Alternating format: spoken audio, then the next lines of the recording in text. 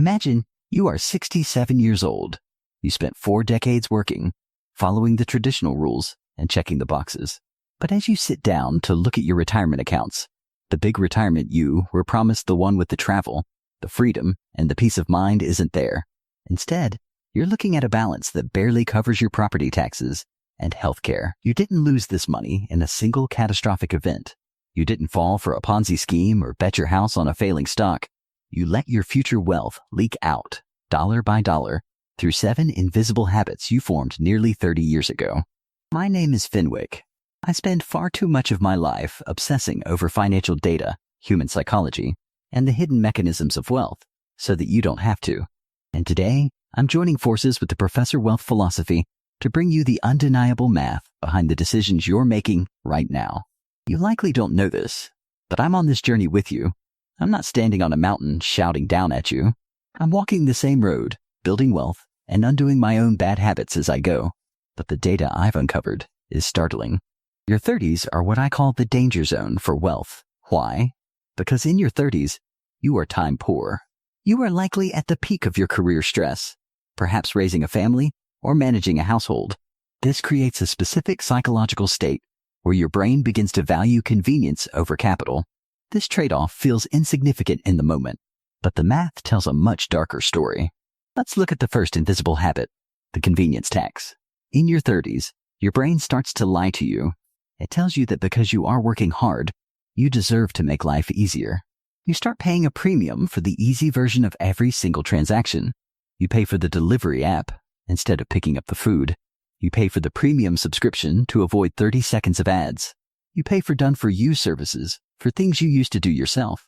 We call this the convenience tax, and it's a form of passive drainage that most people never track. But let's do the real math, the kind of figures that make wealth undeniable. If the average 35-year-old spends just $150 a month on these convenience markups, that's $1,800 a year. On its own, that feels like a fair trade for saving time. But wealth is not built in a vacuum. It's built on the hidden mechanism of opportunity cost. If you took that same $150 a month and placed it into a simple index fund, the kind of boring investment that has a historically high success rate at an 8% annual return, look at what happens over 30 years. That money doesn't just stay $1,800. Through the power of compounding, that small convenience decision grows into a $280,000 hole in your retirement nest egg. You aren't just buying a $20 bowl of pasta via an app. You are selling a piece of your 67-year-old self's freedom. You are trading your future independence for a 20-minute head start on your evening. In your 30s, you are prone to loss aversion. You are so afraid of losing your limited free time right now that you are willing to lose your entire future to preserve it. This is the first hidden mechanism of the high-income poverty trap. You might be rich on paper because your salary is high, but you are broke in reality because your habits have turned your bank account into a bucket with 1,000 tiny holes. We need to become suspicious of security and allergic to the idea that just because we have the money to pay for convenience, we should. Quiet wealth is built by those who understand the utility of a dollar today versus the power of that same dollar in 30 years. But the convenience tax is just the beginning. The second habit is even more dangerous because it's tied directly to your identity and the way the world perceives your success. This leads directly into the second invisible habit, which is far more dangerous because it's tied to your ego, the high-income poverty trap.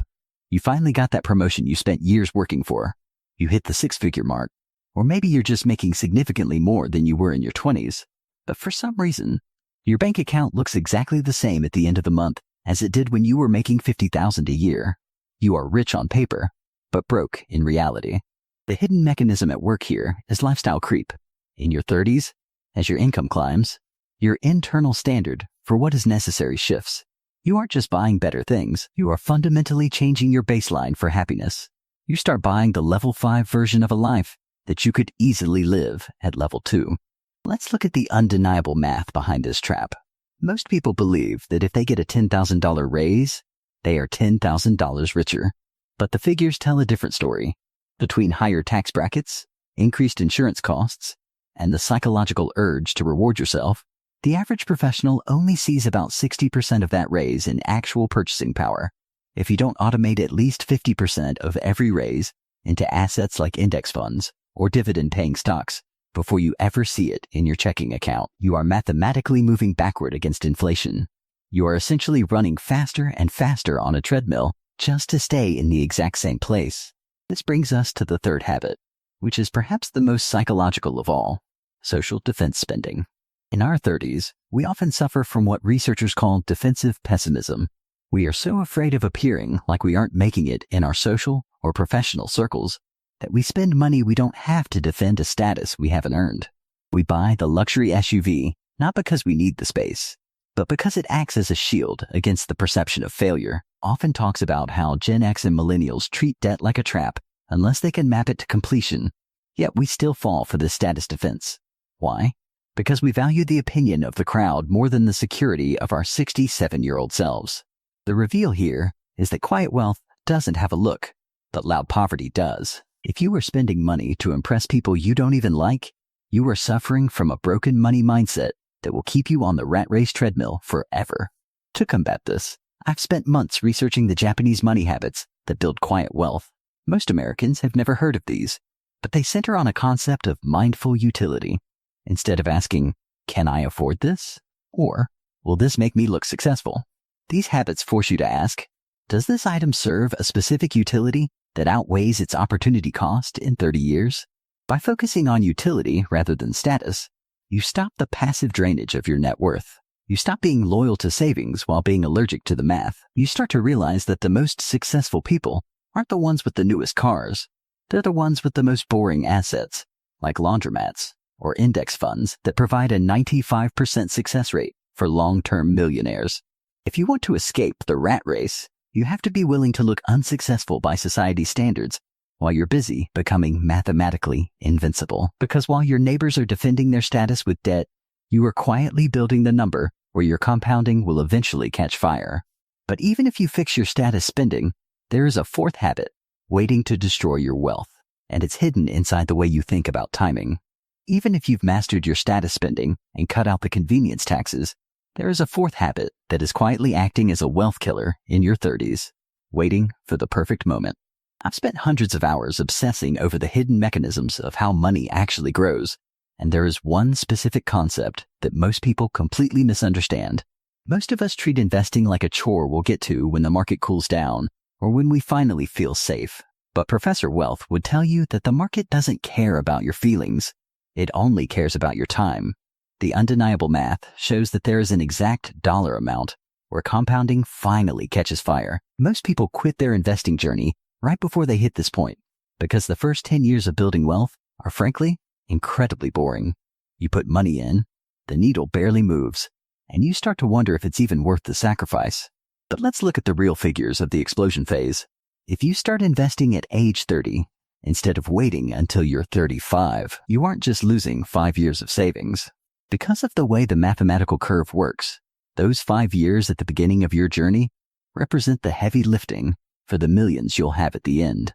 In many scenarios, starting just 5 years later can cost you nearly half of your final nest egg. You are currently in the most powerful decade of your life for building a fire that will sustain you forever. Every month you wait for a perfect moment that doesn't exist, you are essentially pouring water on your future bonfire. Don't be loyal to savings while being allergic to the math of time. The best time to start was 10 years ago. The second best time is today. This brings us to habit number 5, blind trust in the system. In your 30s, you are often told that if you just put money into your company's 401k and forget about it, you'll be fine. While that's better than doing nothing, it's a form of passive drainage that can cost you hundreds of thousands of dollars in hidden fees. I want to try my best to break down a complex topic that many pros don't want you to think about: management fees. When you blindly trust a system without verifying the math, you might be paying a 1% or even a 1.5% fee for someone to manage your funds. That sounds small, right? But when we rewrite the script until the math is undeniable, we see a different story. Over a 30-year career, a seemingly tiny 1% fee can eat up to 25% of your total returns. You are doing 100% of the work, taking 100% of the risk, but the system is taking a quarter of your final wealth just for the privilege of holding your money. This is why I advocate for becoming your own researcher. You need to understand the difference between high-fee mutual funds and low-cost index funds and ETFs. These are the boring assets that build long-term wealth with a 95% success rate. You have to be suspicious of security. Just because a financial product is offered by your employer doesn't mean it's the most efficient way for you to reach financial freedom. You need to learn to DIY your entire financial plan, mapping every debt and every asset to completion. In your 30s, you are being conditioned to be a good soldier for the economy, spending your raises, trusting the default retirement plans, and never questioning the math. But if you want to escape the rat race, you have to stop being a soldier and start being the general of your own wealth system. But even with the right investments, there are still 2 more invisible habits that target your daily mindset, and they are the hardest ones to break. We've covered the big leaks, the lifestyle creep, the status spending, and the mistiming. But the 6th invisible habit is perhaps the most insidious because it is designed to be forgotten: passive drainage. In your 30s, you are the prime target for a business model that relies on your exhaustion, the subscription. It's $10 here, $15 there. It feels like pocket change, so your brain doesn't flag it as a threat. But this is the math of 1,000 cuts. I've spent way too much time obsessing over the hidden mechanisms of how these companies operate, and their entire goal is to stay just below your financial pain threshold. The average person in their 30s now has 12 active subscriptions. Many of them are for services they haven't used in months. This is where I apply one of my minimalist money rules. If you haven't used a service in 30 days, it is no longer worth your money. Let's look at the real figures. If you have $50 a month in passive drainage subscriptions you don't use or value, that is $600 a year. Using the wealth logic formula of an 8% return over 30 years, that insignificant $50 a month becomes a $93,000 loss in your future wealth. You are essentially paying a forgetfulness tax to multi-billion-dollar corporations. You need to be allergic to this kind of waste. Clean your financial house every single month. If you don't, the math will slowly bleed you dry while you're too busy to notice. This leads us to the final, and most psychologically difficult, habit: the someday mindset. In your 30s, you often treat wealth like a destination, an event that will happen to you someday. You think, someday I'll strike it big, or someday I'll have enough to finally start that business. This is a fundamental misunderstanding of how wealth is actually built. Wealth is not a goal you reach, it's a system you run. I escaped the rat race, but nobody noticed, and that was actually the goal. I didn't do it through a massive, one-time windfall.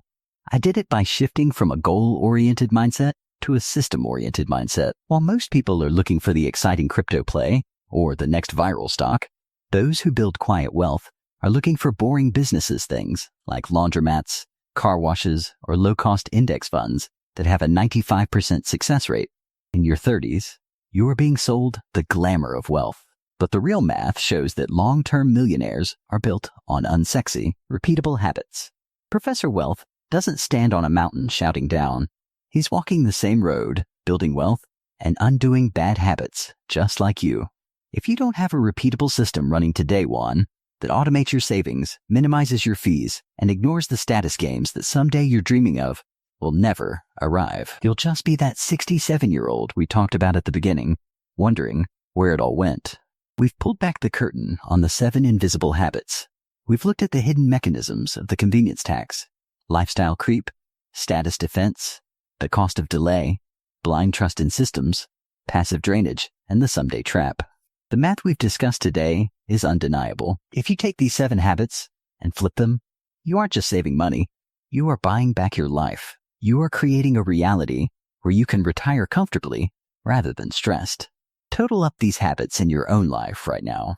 For many of you, these habits are the difference between retiring with nothing and retiring with $1.2 million or more. The invisible leaks are now visible. The figures are on the table. You are still in your 30s, which means you still have the most powerful asset of all: time. The journey to financial freedom and becoming richer isn't about being a genius. It's about being disciplined enough to stop the leaks. Now that you know the rules, the only question that remains is, which version of you is going to win? The one who keeps paying the convenience tax of a broke future, or the one who does the math and chooses quiet wealth? The decision is yours. Do the math, verify the figures, and start the system that sets you free.